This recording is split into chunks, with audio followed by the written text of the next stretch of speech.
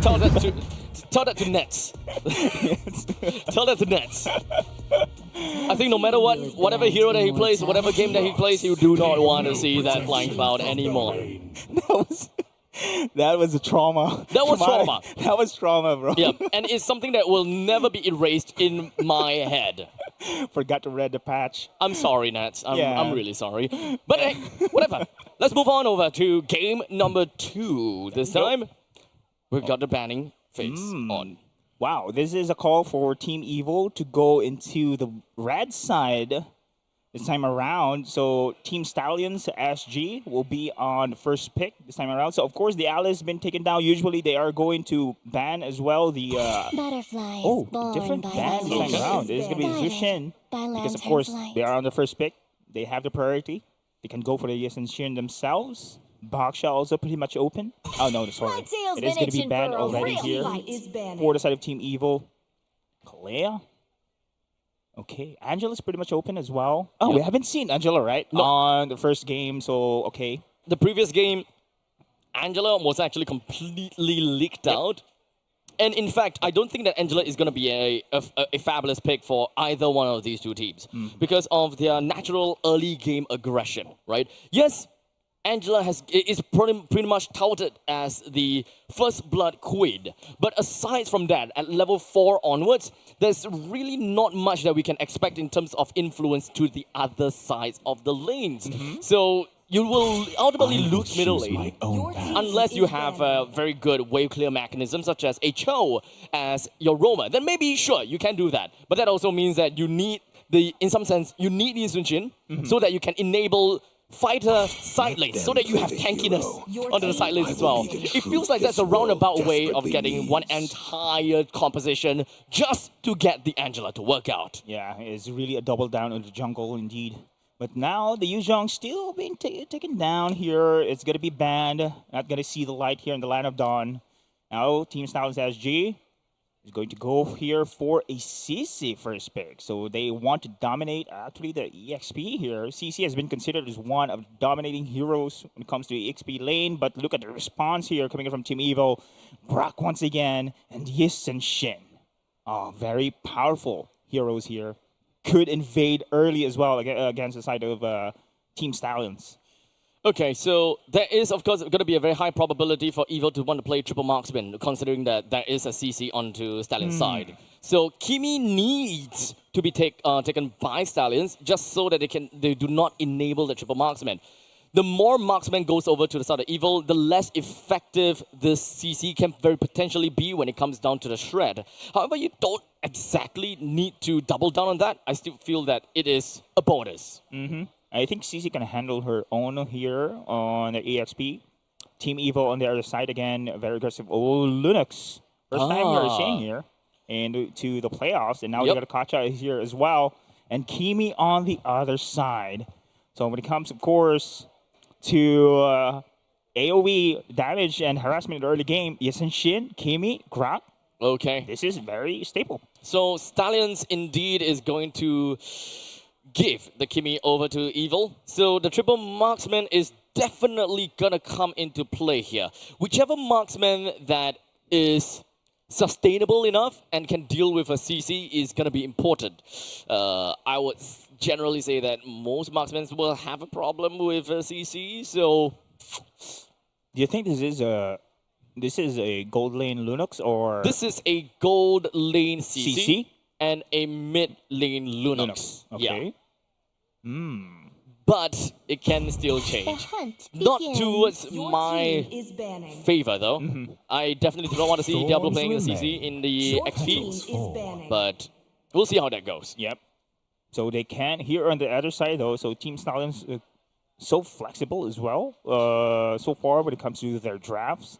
But I could not see bursty hero so far, but Reap is there. DPS damage is there. Wipe out all the Gotta catch up with the follow-up, but hard initiator itself, I think this still needs for the side of Team South SG. Oh, tankiness indeed here. Will be taken in for the side of Team Evil, Uranus. Actually, you know what? Having an Esmeralda picked by Stallions is good, and their X Factor.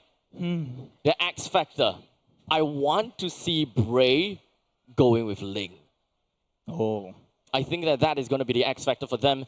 Since they gave the Kimi away, they gave the Yushin away, they need an access to the back lines. I did not suggest Fanny solely because of the fact that there is a Grok. A Ling is a very greedy pick. However, the only possible one of Stallions. Oh, they're going to go for Hayabusa here instead. It is more consistent, I'll say. Oh, there you go. Gold lane Khalid. CC indeed. Yeah. And now EXP here. Oh, Xborg also. Okay. Pretty good matchup. Okay. Oh, wait. Okay, I thought that was a Xbox good Gold. contra So Diablo. they are actually not going to triple marksman this. Nope, not this time around. Yeah. But then again, having a Yis and Shin as well as the Kimi is good enough here. They have progression in the later stage of the game, harassment in the early game as well. I expect Van, especially when it comes to invasion, can go for rotations here against the side of Team Stallions SG.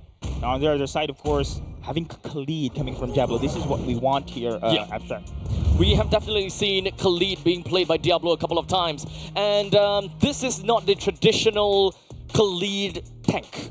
It's very highly likely that he still uses Concussive Blast.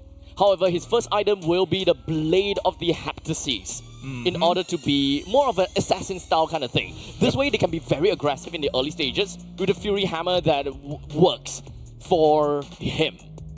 I do believe he has the advantage also compared to the Uranus when it comes to clearing the waves, mobility-wise as well. So with the passive coming in from the side of Diablo, but then again, Van right now, this is also surprisingly being picked here by the side of Team Evil themselves. And here we go, ladies and gentlemen. Oh, how aggressive it is for Diablo to do that one. Yep. And this is the kind of Diablo we want to see here, especially for the match point game against Team Evil. This is understandable in the early phases of XP lane.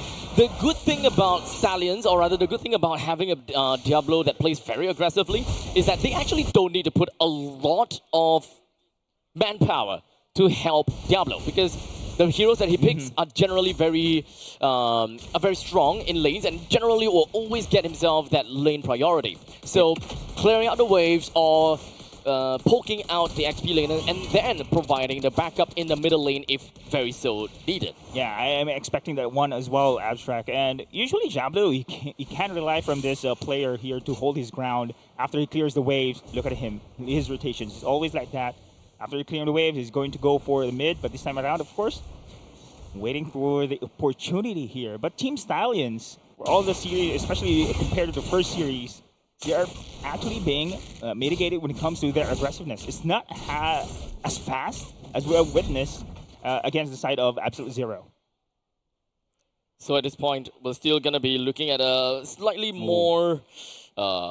There you go. I would say that the team from Evil would not want to be ultra aggressive. This is not a composition that really allows them to do that.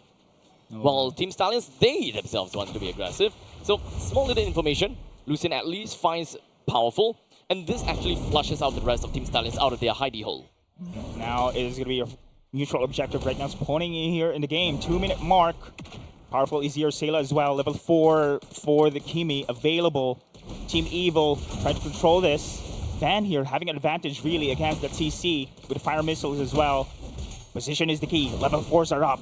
Who will initiate first? That is going to be the big question. Gear doesn't have a lot of HP to work with, but that is a two-man lockdown coming in for the side of Evil. They managed to do quite a number over to Roy, but he does have got brilliance to get himself right out of there. And of course, the Desert Sandstorm for Diablo, he's gonna be fine. The Quicksand Guard and all. But now the Turtle goes over to the hands of Bray. But the rest of members from the side of Team Stallions just focusing down onto Evil, taking him down with no problems whatsoever. As now the spinning retribution coming in from Van will want to blast the rest of Stallions out. But they're not Team Rocket. Team Stallions will still stay on the ground. Oh. But this is, for me, a big win here for the side of Team Stallions here. Oh, powerful flicker's been used. That is going to be the curtain call. And tons of yo-yos right in the face of Powerful. Now action, he is here. And I thought this is going to be a slow-paced game. Lucian QT will still survive on that one. But Team Stallions managed to take down the turtle, managed to take down Aether as well. Even though, of course, they lost Diablo in that sequence, it's still their upper hand in that result of the skirmish play. So with the items all out, we are looking at massive amount of Fury Hammers coming in from even the Khalid and the Hayabusa and such. But Bray, oh, damn! Didn't expect that one. Yeah, just smacked him right out of the lane. But now Aether will apply the pressure back onto Diablo. A little bit of a one-for-one trade. Didn't really quite go to anyone, but slightly more over to Stallions because they touched the whole... they managed to touch a little bit of the energy shield. Okay, that is going to be 2 deaths in a row here for Diablo, but I was expecting as well the power coming in from Aether in that one with a quick Sand Guard, and I thought it was being held with that damage reduction, but no, the critical damage is just so much here over the side of Aether here on the ES and Shin. But so far right now, Team Stallions and Team Evil going for their pace. Diablo and the rest of Team Stallions always going to prioritize here the EXP. This is, I think, 2 skirmish plays already. They prioritize here in the bottom lane. And now we're seeing this the same thing here. Gear trying to hold his ground. 3 seconds until the next turtle. In reality, we don't really need to see so much engagements down to the bottom lane because it's not easy to kill Gear, right? And in fact, Gear can actually match up to Diablo in terms of rotation speeds. So you can see, right? Even though Diablo is actually on the sand and naturally can run fast, but Uranus is also a fast runner despite how big size he is. And now is going to be the turtle dance we're seeing here. Who will take this one? Oh! Turtle goes over to the side of Van. The rest of the members from Evil will now look for an opportunity while the AOG lands. Diablo, unfortunately, did not land on anyone when it comes down to the Raging Sandstorm. He flickers himself right out of the arch, and Evil literally crumbles themselves right over to Team Stallions. No one is going down just yet, but Blue Security taking quite a beating. Ooh. But no one died from that encounter. Now that time around, it is going to be Team Evil having that advantage, getting the turtle. There we now go. they're going to push. The Blade of the Heptases is just bought by Diablo. Ouch. We can start to see a little bit of that early game power spike from Team Stallions. Evil did manage to take quite a bit of kills away from Team Stallions, but I'm mostly just looking out for what kind of menace Diablo would be. Oh man, it is going to be outer turrets being taken down here on the bottom side. Oh! Okay. It's fine. It's safe. Fine. Safe for now. But then again, the middle turret is not. It's been taken down here by Team Evil. And now they're controlling the game. Oh, wow, the cameras everywhere here. And now it is going to be a push on the top side as well. Team Evil is on track when it comes to their objectives. Team Stallions currently, they have lost 1 in the middle lane, and that's their T1. Of course, the most important turret. They've just lost the top T1 as well. Well, in the meantime, Evil have only lost the bottom lane T1.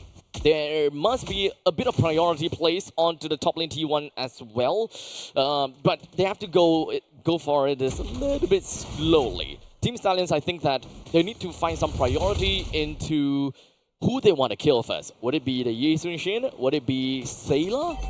Yeah, they must prioritize also the damage dealer here, but it's not going to be easy because, of course, there is powerful with a wild charge. Then again, there's going to be team fight brawling here. Powerful with the wild charge that lands on the 2, the pressure pulse that lands on the 2 as well. Oh my. Reza, unfortunately, will be sliced to dice by the glaive of Aether, where the Ogi Shadow Kill is going to be hitting the entirety of Aether. But the power play from Aether allows him to pick up a double before Lucia Cutie shuts him down. Diablo flickers himself away, while the last is Saturday from Van melts Diablo into smithereens. Oh, so much resources here just to pick out Aether, and now Gear and Van will back away. Team Stallions SG here. Oh man, can feel the pressure already. Team Evil is on track, and now they are going to go for the third turtle, while Gear seeking attention here against the side of Team Stallions SG, providing the space here. And look at this one, another burst damage. The last Insanity came in clutch, getting 1 free kill off of Gato Clutcher. Lucy Cutie had no time to respond to that at all. Aether picks up a free turtle. The Mountain Shock lands on the Renza. Renza flickers away. Doesn't seem like he has got the brilliance, but he still got away. Oh man, the damage stacks up already here. Team Evil controlling the game here. Another turret being taken down as well.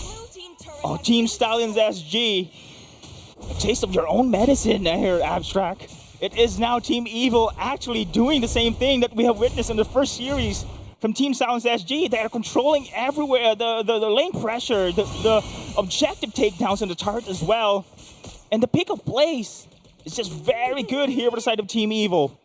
Team Evil literally took years in order to let Team Stallions, or rather, Bray, Roy, Losing Cutie, and Diablo taste their own medicine, right? It took them years. So now, Evil, they've got Team Stallion literally in a chokehold. Yeah. And Evil will not stop until they demolish Team Stallions entirely with the wall charge and lands onto Losing Cutie. That's more than enough to get a pick-off that they needed in order to push down onto the middle lane T2. This will shove out the entirety of Team Stallions and make this so tough for them to come back to this. Roy eats a little bit of the last sanity, have to force himself all the way back home. It's a middle lane T2 trading up for a T1 in the top lane. Yeah, it opens up a lot of opportunities right now here for the side of Team Evil. And look at Gear, doesn't care here.